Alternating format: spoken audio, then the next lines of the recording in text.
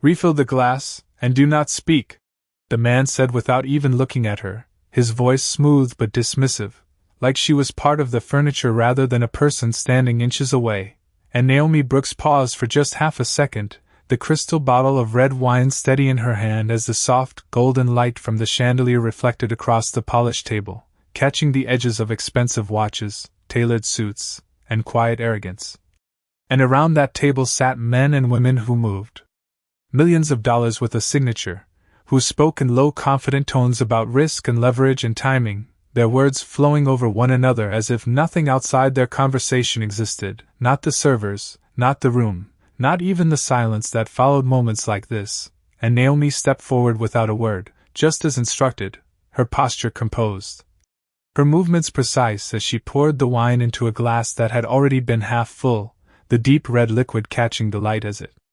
rose slowly, and no one acknowledged her, not even when the glass reached the perfect level, not even when she stepped back into place beside the table, her presence reduced to a function, an action, something expected but unseen. And at the head of the table, Richard Whitmore leaned back slightly in his chair, his fingers resting against the stem of his glass, his expression relaxed in the way that only comes from absolute confidence.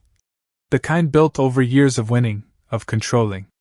outcomes, of never being questioned in a room like this. And he continued speaking as if the interruption had never happened, his voice calm and assured as he described a deal that was already moving toward finalization, a multi-million-dollar acquisition that would expand his portfolio and solidify his position even further. And the others nodded, some leaning in, others glancing down at printed documents spread across the table, pages marked with figures and clauses and projections that carried more weight than most people would ever understand. And Naomi remained still, just behind them, her eyes lowered, not out of submission, but out of habit, because this was the space she occupied, this was how she moved through rooms like this, unnoticed, unheard, expected to exist without leaving an impression. And yet, as the conversation continued, something shifted, not in the room, but in her attention. A single phrase, a passing comment about liability, about protection, about how the structure of the agreement ensured minimal risk, and it lingered in her mind for just a second longer than it should have. Not because it was complicated, but because it was wrong, subtly wrong in a way that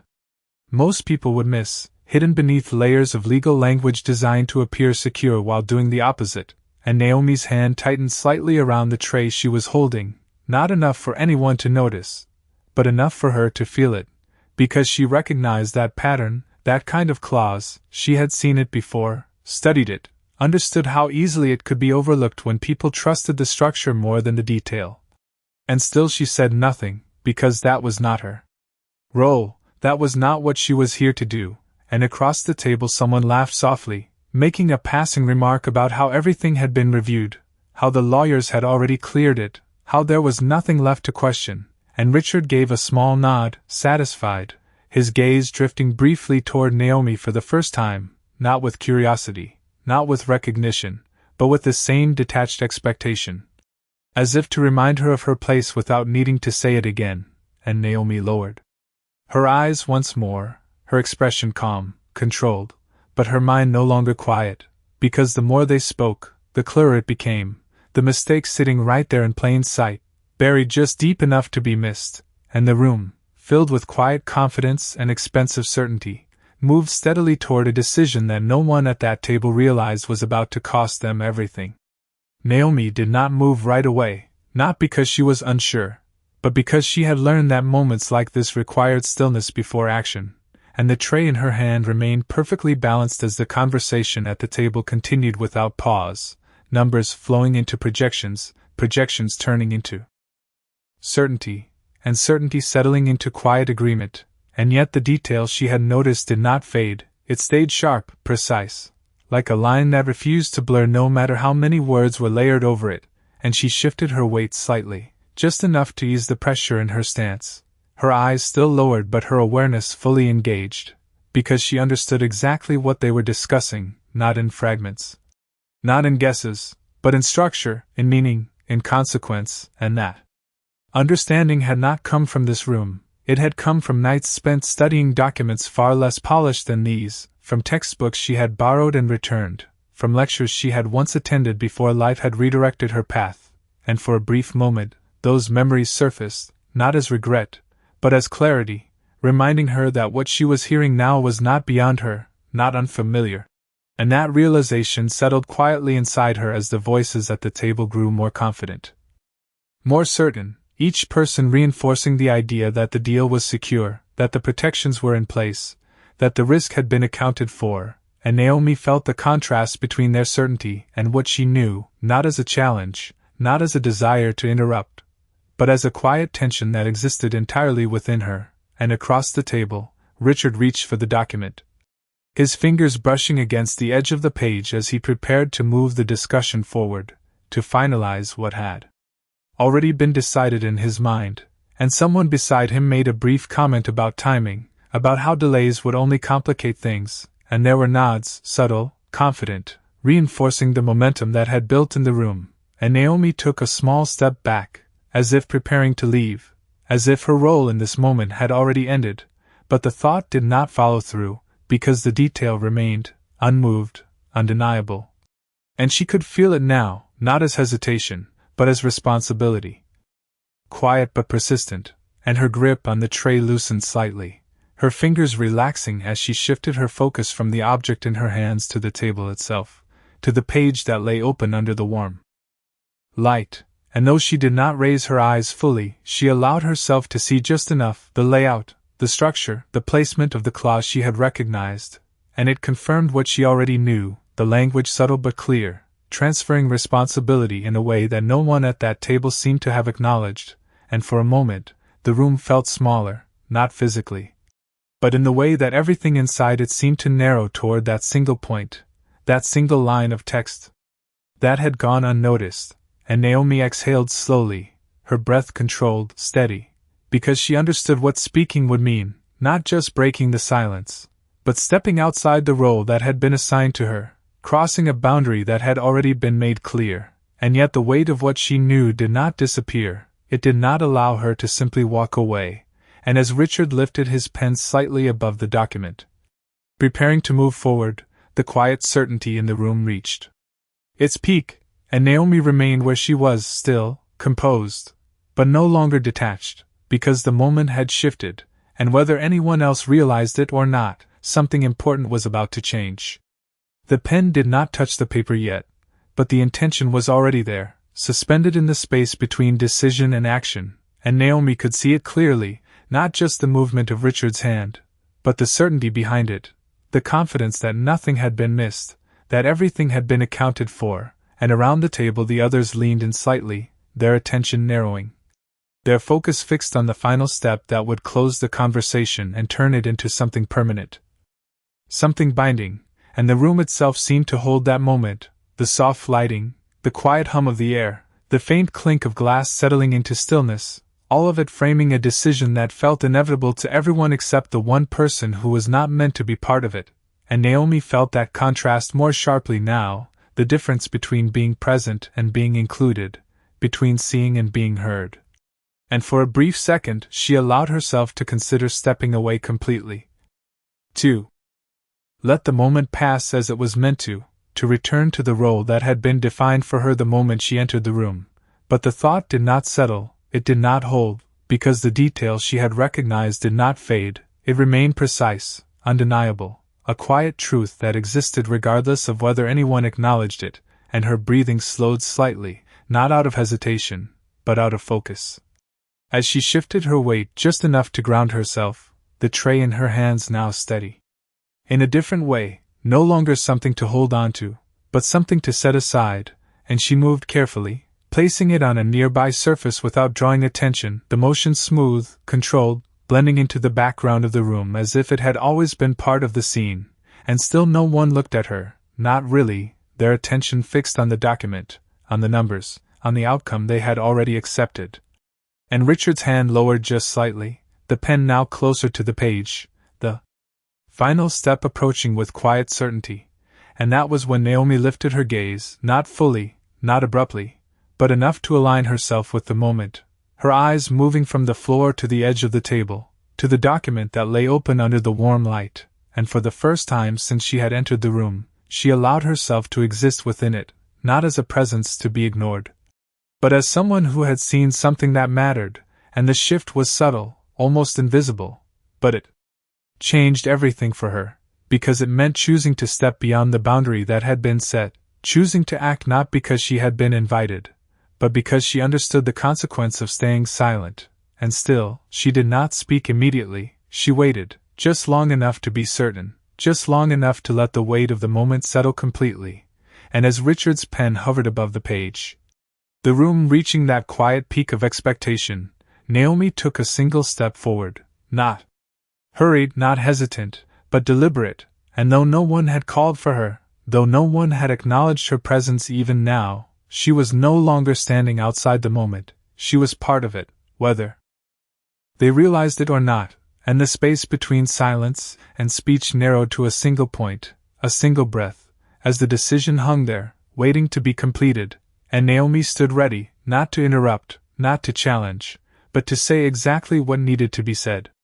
The movement was small, almost unnoticeable, but it was enough to shift the balance of the room, because Naomi stepping forward did not belong in the script everyone else had already accepted, and the subtle sound of her shoe against the polished floor reached the edge of awareness for those closest to the table, just enough to cause a brief pause in the rhythm of conversation, and Richard's pen hovered still, not yet touching the paper. As if something in the air had changed without explanation, and one of the guests glanced up for a fraction of a second, confusion flickering across his face before settling back into quiet irritation, and then Richard's voice came, calm but edged with authority, not loud, not aggressive, but clear enough to re-establish control, asking without looking directly at her what she was doing, and Naomi stopped at the side of the table, her posture composed, her expression neutral, not challenging, not apologizing, simply present, and for a moment no one spoke, because her presence in that space, in that position, disrupted something unspoken but firmly understood, and Richard finally lifted his eyes, meeting hers briefly, his expression unreadable but firm, and he reminded her, in a tone that did not need emphasis, that she was not part of this discussion, that her role was not to stand there, not to listen, not to engage, and a quiet murmur passed through the table. Not loud enough to be called a reaction, but enough to reinforce the boundary he had just drawn, and Naomi heard it. Of course she did. She had heard versions of it before in different rooms, in different forms, and yet this time it did not move her the same way, because what she knew had not changed, and what they were about to do had not changed either, and she lowered her gaze slightly, not in submission, but in consideration, as if measuring the weight of the moment one last time. And Richard shifted his attention back to the document, his hand adjusting slightly as he prepared to move forward again, the interruption already dismissed in his mind, and that was when Naomi spoke, not loudly, not forcefully, but clearly enough to cut through the quiet without breaking it, her voice calm, steady, carrying no urgency, no emotion, just precision, and the sentence was simple, almost effortless, as if it had been waiting to be said from the moment she first recognized the flaw, and as the words left her, the room changed instantly, not in sound, but in absence of it, because the conversation stopped completely, the movement of hands, of glasses, of breath itself seemed to pause, and Richard's pen did not move, not forward, not away, just suspended in place as the meaning of what she had said settled into the space around them, and for a long second, no one responded, not because they did not hear her, but because they understood exactly what she had pointed to, and that understanding did not arrive as agreement or disagreement, it arrived as silence, the kind that follows when something certain is suddenly uncertain, and Richard's expression shifted, just slightly, the confidence that had been there moments before now interrupted by something else, something sharper, more focused, as his gaze moved from Naomi back to the document, and though he had not spoken yet, though no one had acknowledged her directly, the moment had already changed, because the decision that had seemed inevitable was no longer untouched, and the room, once filled with quiet certainty, now held something different, something fragile, something that required a second look. No one moved, not immediately, because the sentence did not echo loudly through the room, it settled instead, like something heavy placed carefully at the center of the table, and the weight of it spread outward in silence, reaching each person without needing repetition, and Richard remained still, his pen hovering just above the paper. But now the confidence behind it had shifted, no longer certain, no longer automatic. And his eyes dropped to the page, not casually, not with the ease of someone confirming what he already believed, but with focus, with intent, as if he were seeing it for the first time. And across the table, the others followed his movement, their earlier composure replaced with something quieter, something more alert, as if the ground beneath their certainty had shifted just enough to make them question it. And Naomi did not speak again, she did not explain, did not defend what she had said. Because she understood that the moment no longer belonged to her words, it belonged to what they revealed, and she stepped back slightly, returning to a position just outside the immediate space of the table, her posture composed, her expression unchanged, as if she had done nothing more than complete a task. And yet the room no longer saw her that way, even if no one said it, even if no one looked at her directly. Something in their awareness had shifted, and Richard turned the page slowly, his fingers precise, controlled, but no longer relaxed, his gaze moving line by line, searching,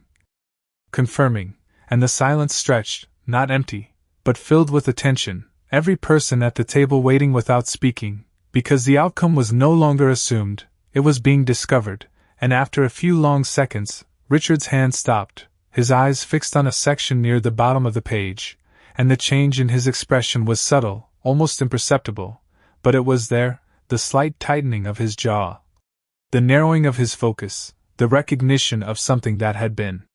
missed, and someone across from him shifted in their seat, leaning forward slightly as if trying to see what he saw, but still no one spoke, because the silence itself had become part of the moment. A space where certainty was being replaced by realization, and Naomi remained still, her attention no longer fixed on the document, but on the space around it, on the way the energy of the room had changed, and she could feel it now. Not as tension directed at her, but as awareness redirected toward the truth she had pointed out, and Richard finally lowered the pen, not with hesitation, but with decision, placing it gently on the table instead of the paper. And that small action carried more meaning than any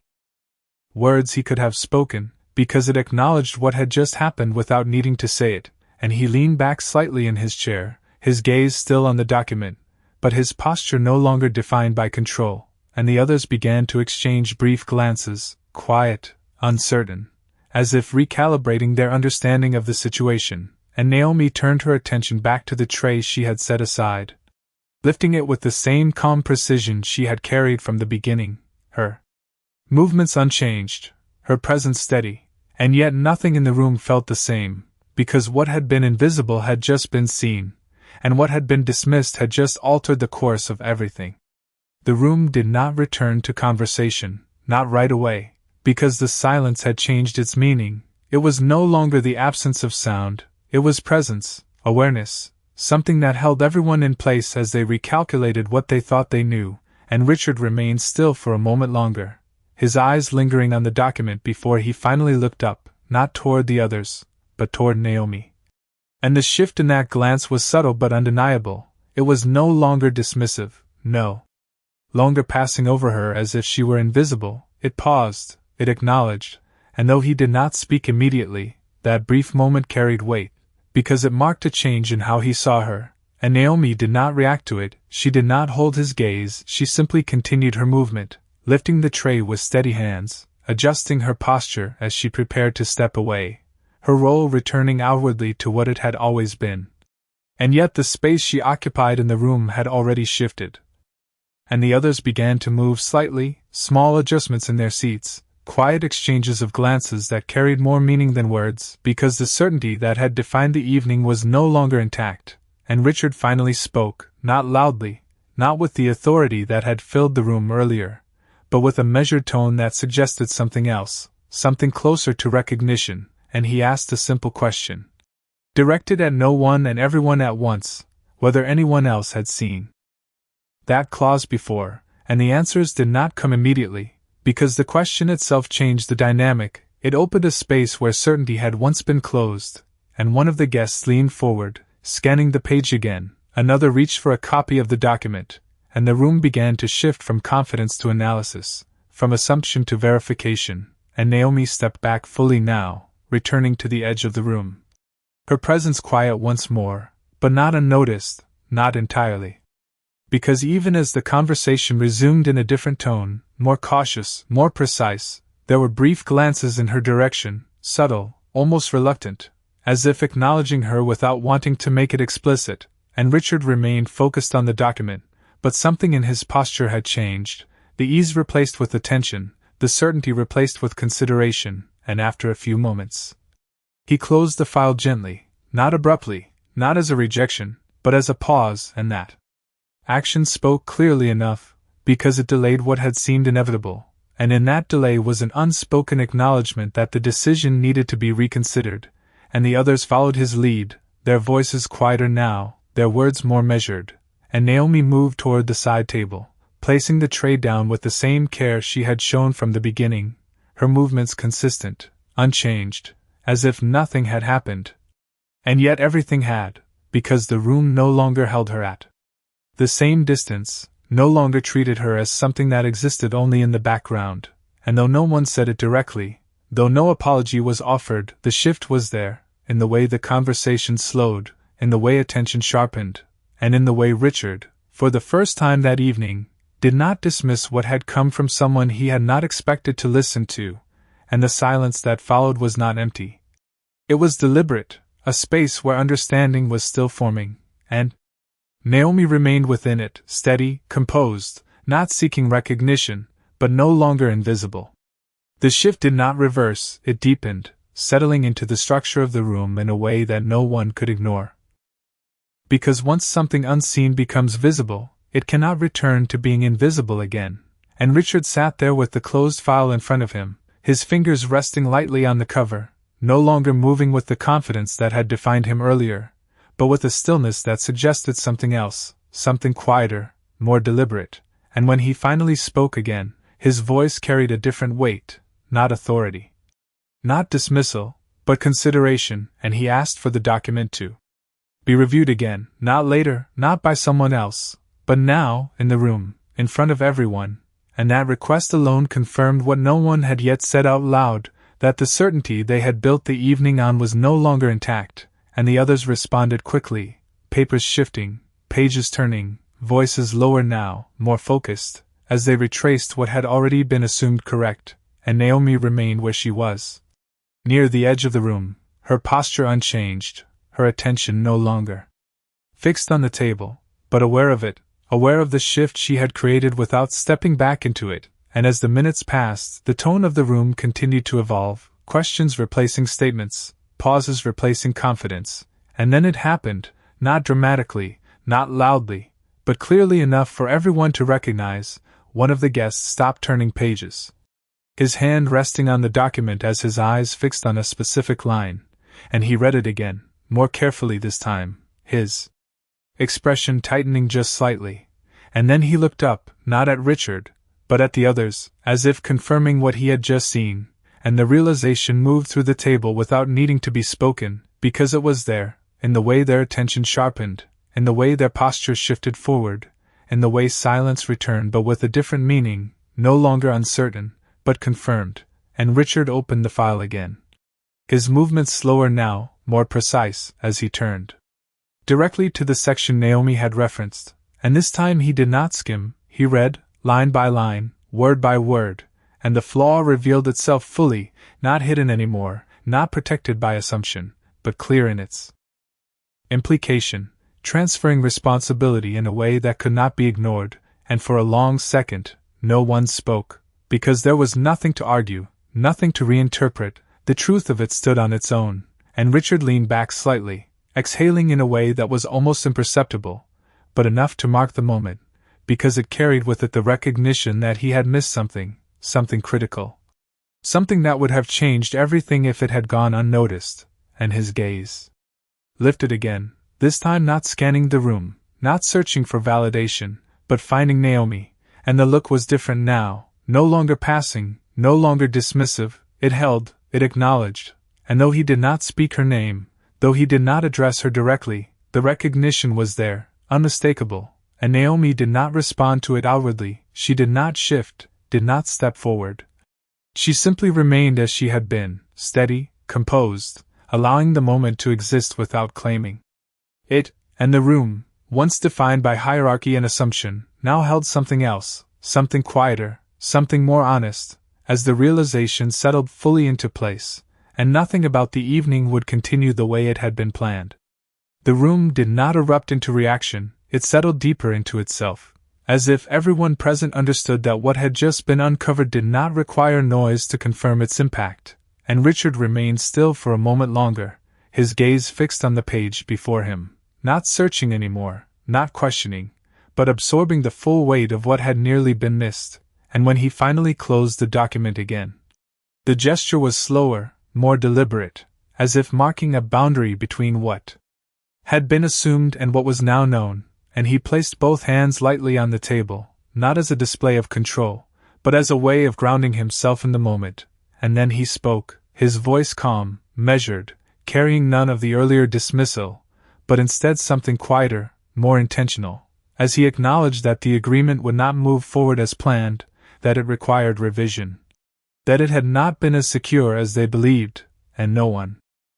argued, no one challenged, because the evidence had already settled that, and the others nodded subtly, their earlier confidence replaced by a more cautious awareness, and as the conversation shifted into reassessment, into correction, into the practical steps of what needed to change, the energy of the room transformed completely, no longer driven by assumption, but by attention, and Naomi remained where she was. Her posture unchanged, her presence steady, not stepping into the discussion, not inserting herself into the process that had now been set in motion, because she understood that her role in this moment had already been fulfilled, and yet even in her stillness, the awareness of her did not fade, it lingered, not as curiosity, but as recognition, and Richard's gaze lifted again, this time not briefly, not in passing, but with intention, and he looked at her as if seeing her fully for the first time. Not as part of the room, not as background, but as someone whose presence had altered the course of what was happening, and though he did not speak her name, though he did not call attention to her in front of the others, the acknowledgement was there, unmistakable in the way his expression softened slightly, in the way his posture shifted away from distance, and Naomi met that moment without changing her own stance, her eyes calm, her expression composed, because she did not need anything from it, not recognition,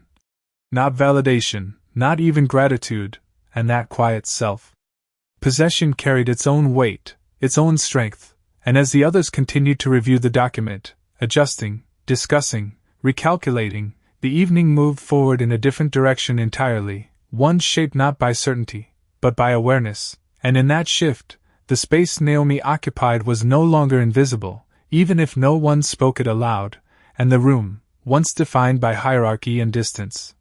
now held something more balanced, something more honest, as the consequences of a single sentence continued to unfold quietly, steadily, without needing to be repeated. The conversation did not return to what it had been, and no one tried to force it back, because the moment had already reshaped the room in a way that could not be undone, and the evening, once defined by confidence and control, now moved forward with a quieter rhythm, one guided by attention rather than assumption, and Naomi stood at the edge of it all, her posture unchanged, her presence steady, as if she had simply completed a task and nothing more, and yet the space around her no longer treated her the same way, even in silence, even without acknowledgement, and Richard remained seated for a moment longer after the discussion began to settle, his gaze drifting once more toward the document before him, then slowly lifting, not scanning the room, not searching for validation, but resting briefly on Naomi, and this time there was no distance in it, no dismissal, only recognition, clear and unspoken, and he rose from his seat, not abruptly, not with authority, but with intention, and as he stepped away from the table, the others continued their quiet review, their focus no longer needing his direction. Because something had already shifted in how they approached the situation, and Richard moved toward the side of the room where Naomi stood, his pace measured, his posture relaxed in a way that had not been present earlier, and when he stopped a few feet away from her, he did not speak immediately, as if understanding that words, in this moment, needed to be chosen carefully, and Naomi remained as she was, her hands steady. Her gaze neutral, not expectant, not avoiding, simply present, and after a brief pause, Richard gave a small nod, not formal, not performative, but genuine, and though the gesture was simple, it carried weight, because it acknowledged what had happened without trying to define it, and Naomi returned the nod just as simply, without changing her expression, without stepping forward, because she did not need more than that, and the exchange ended there, quietly, naturally, without drawing attention. And Richard turned back toward the table, his roles shifting once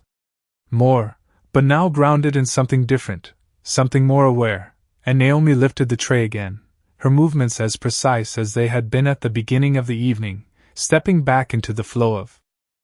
service without hesitation, without pause, and yet the room followed her in a different way now, not with stares, not with words, but with awareness, subtle, quiet, present in the way space adjusted around her, in the way voices softened slightly when she passed, in the way no one dismissed her presence again, and the evening continued, not as it had been planned, but as it had become, shaped by a moment that required no repetition.